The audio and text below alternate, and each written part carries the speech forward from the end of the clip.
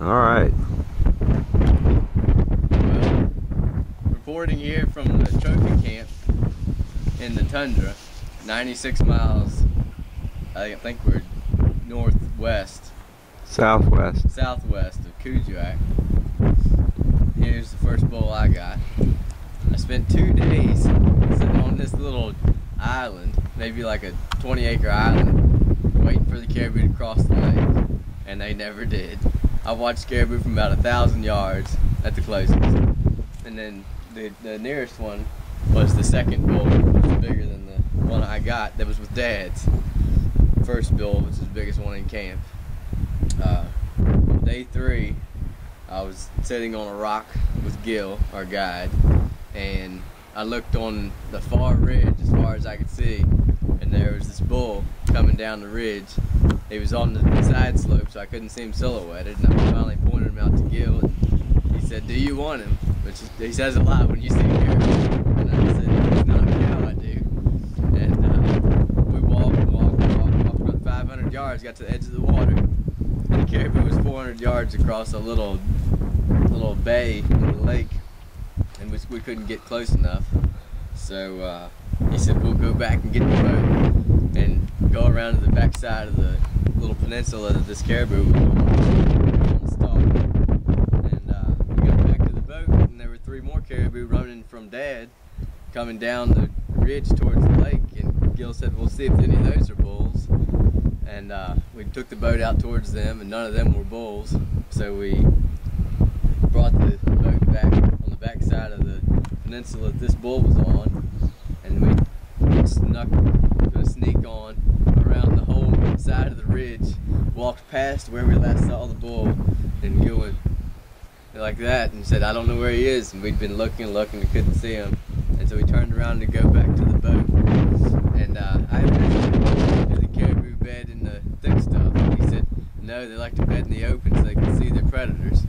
Well, in about 300 square feet of thick pines, about this tall, I saw this rack, and I said, "There he is, Gil." And he said, "I can see a rack, but nothing under it." And I said, "I could see his ears twitching." And he said, "Get a rest." So I put a shell in the chamber, and I sat down, and Gil said, "I'll yell at him to get him to stand up." And Gil said, "Hey!" And the caribou twitched his ear and didn't even turn his head. He was faced away from us. Of course, the wind blows 90 miles an hour up here. It's hard to hear anything. And so Gil said, "Hey!" again. And the caribou turned his head a little bit and didn't get up. And about 10 seconds later, Gil said, "Hey, hey!" And the caribou stood up out of his bed. And I shot. And then I shot again. And Gil said he's going down. And the caribou fell over right there at his bed. And walked up to him, and I was extremely excited. Then we got him all quartered up and loaded on the pack frames. Told Dad we were going to come get him, and he called right back and said he had caribou coming. And of course, he shot one bigger right away. That's my first caribou. It was really nice, the biggest one I ever got. But Nate was used to this getting one bigger scenario. Right, Nate? Yes. That's the way the world goes round. You have your turn now for story number 2. This is the last day of the hunt. Nathan, take I got this one this morning about 8:30. We decided after we had a nice breakfast of pancakes and sausage that we'd leave camp, and instead of taking a wonderful boat where we almost lost our lives several times, we decided to this deadly boat rides. We walked from camp. This lake is seemingly calm right now. And we took off from camp, headed that direction, and we got near the ridge line, and I looked to the I guess the south over there, and I said, "There's caribou." And I was the first one out of the group of 4 to see them. And we stopped and looked, and there's this cow. See, the cow up here, they have antlers, and of course they're sitting. The antlers sit, I think, kind of like that, like they go back and then they point up like this, like this is their head, so the antlers are sitting up. And Gil said, "Do any of you want him?" And I said, "Yes, of course I want him." And so I put on a stalk of the 3 of them. They stood there while the caribou was going this direction, and I went like this to cut him off, and I closed the distance. Finally, I had to sneak through the tundra. The caribou kept looking at me, walking perpendicular to my path, and finally I got some little pines between us, and I kind of increased my speed directly at her, and then I turned a little bit to go around this lake, and she came out on the other side, and I ranged her at 260 yards. So I tried to get a good rest, but as soon as you get down to get a good rest, then you're in the brush and you have to kind of stand up a little bit. And I shot and I missed, and she started running a little bit, and I shot again when she was running, just kind of out of despair. And then she kind of started coming in front, and so I closed the distance a little bit more to 206 yards and had to scope on her. And finally she stopped, and I shot. Well, actually, she wasn't stopped when I shot. She was still trotting by, and I pulled in front of her a little bit, and then I shot and dropped her. Nice cow. You don't get 8-point does at home like this. Yes, and also Nate and I have become well known here in camp for being able to quarter and bag our own caribous. We've been offered a job, and we just might stay. All jokes aside, Gil asked if I needed a job. So Nate and I seriously considered, and then thought about the boat ride and said no thanks. That boat ride is treacherous when the waves and whitecaps are not so long. Boat ride. Yes, we left, was it Wednesday morning? Or yes, Thursday morning? It was Wednesday, I think. Wednesday morning, we got out in the open water, and it was raining and nasty. Winds, I'd say, somewhere between 45 and 50 miles an hour. And whitecaps, as Gil calls them, they're about that high. I'd say a good 3-foot waves. And so we're out on this lake, and we get going towards our stands. Of course, the boat's bouncing, and there are waves coming over the top, hitting the Pennsylvanians, hitting us. Yes, and just to hold a second, the Pennsylvanians would sit back here towards the motor. Gil would stand up at the motor driving it. The Pennsylvanians would sit there on that seat, and they had a camouflage plastic tarp that they'd stretch over their face and body. First day they didn't have that, so they literally looked like for about a half an hour they were being sprayed with a garden hose. And then they wised up and got their tarp on days 2, 3, and 4. Nate and I sat in this seat right here, so we had our backs to the treacherous waves. And the guys from Pennsylvania said they would look at us and see these huge waves looking like they were going to crash down on us. So they'd put the tarp up in fear. Yeah, and you could see the fear in their eyes. Me and Nate wondered all along why they had that look on their face, because our backs were to the waves. We were looking towards the back of the boat.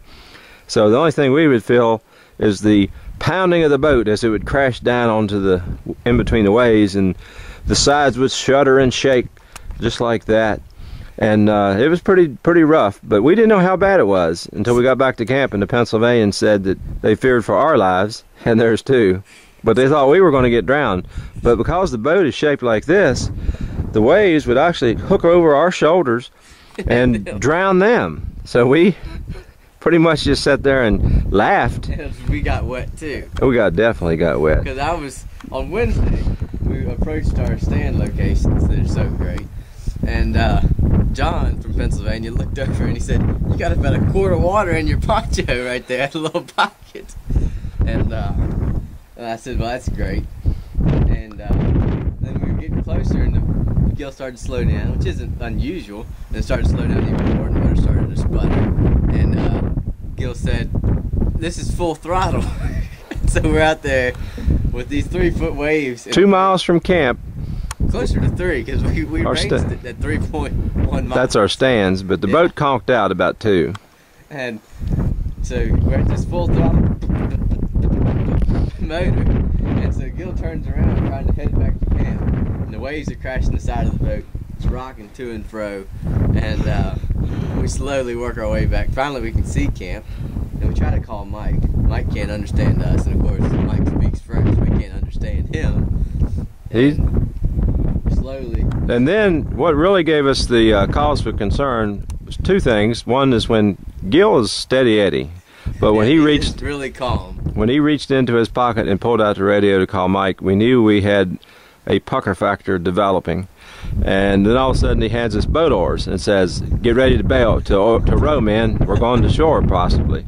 Well, but he said he couldn't go to shore because of the rocks. He'd probably capsize the boat. Yes, so we had lots of good things shaping up, but we knew if we could get close to shore and capsize, we had a chance to swim to shore with 400 pounds of soaking wet gear on. And I had my